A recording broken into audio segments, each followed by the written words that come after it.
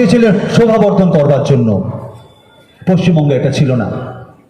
যারা পশ্চিমবঙ্গ থেকে দিল্লিকে প্রতিনিধিত্ব করত, গোটা ভারতবর্ষ তাদের দিকে তাকিয়ে থাকতো, তাদের বক্তৃতা শোনার জন্য গোটা ভারতবর্ষ মুখিয়ে থাকতো। আজকে ভাবুন কি অবস্থা। কারা যায় সেখানে, কি তাদের বক্তব্য, কি তাদের মুখের ভাষা, কি তাদের সংস্কৃতি। গোটা রাজ্যের কাছে, গোটা দেশের কাছে এই রাজ্যকে কোথায় ডুবিয়েছি আমরা। আমরা পশ্চিমবঙ্গের বুকে ঘোড়া কেনা বেচার মতো নেতা মন্ত্রী কিনা বেচা হতে কোনোদিন দেখিনি, আজকে দেখি আমরা।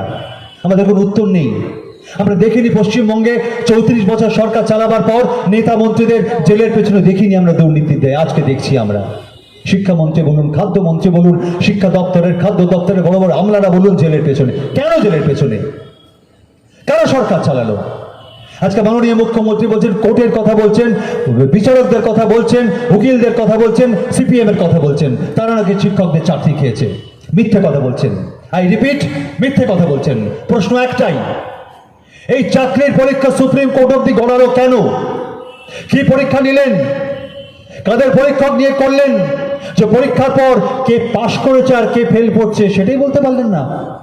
আরে একটা চাকরির পরীক্ষা নিয়ে কে পাশ করেছে কে ফেল করেছে বলতে না পারলে আপনি দিল্লির বুকে কি করবেন, কি কাজ করবেন, কাদের পরীক্ষা নেবেন, কাদের দায়িত্ব নেবেন?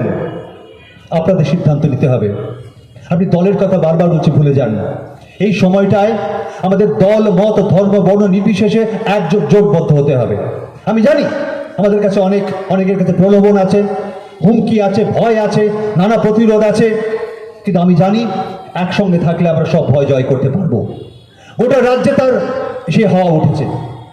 গোটা রাজ্যে, আমি এই সময় গোটা রাজ্য ঘুরে বেড়াচ্ছি, বিশ্বাস করুন গোটা রাজ্যে এই বিজেপি তৃণমূলের বিরুদ্ধে যে শক্তি উঠে আসছে, সেই শক্তি আগামী দিনে ভারতবর্ষকে পথ দেখাবে। আজকে আমরা আমাদের কেন্দ্র থেকে, প্রত্যেকে কেন্দ্র থেকে যোগ্য প্রার্থীদের দিল্লিতে না পাঠাতে পারলে আমাদের হাত কামড়াতে হবে। আজকে তৃণমূল কংগ্রেসের নেতা মন্ত্রীদের দিকে তাকান।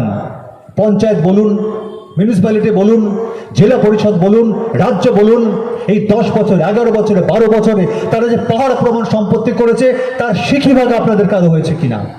বিজেপির দিকে তাকান। আমি সমস্ত রাজ্যের গ্রামে গ্রামে গিয়ে জিজ্ঞেস করেছি কেরোসিন তেলের দাম কত, গ্যাসের দাম কত। পশ্চিমবঙ্গের মহিলারা কেউ কেরোসিন তেল ব্যবহার করেন না, 100 টাকার উপর দাম। কেন হলো? উত্তর নেই। উত্তর নেই বলে বিজেপি ধর্ম দিয়ে, সম্প্রদায় দিয়ে আমাদের চুপ করিয়ে দিতে চায়, ভাগ করতে চায়। আমি শুধু বলবো, খোলা মনে ভাবুন কাকে ভোট দেবেন, কেন দেবেন, কাকে দেবেন না, কেন দেবেন না। গোটা পশ্চিমবঙ্গের বুকে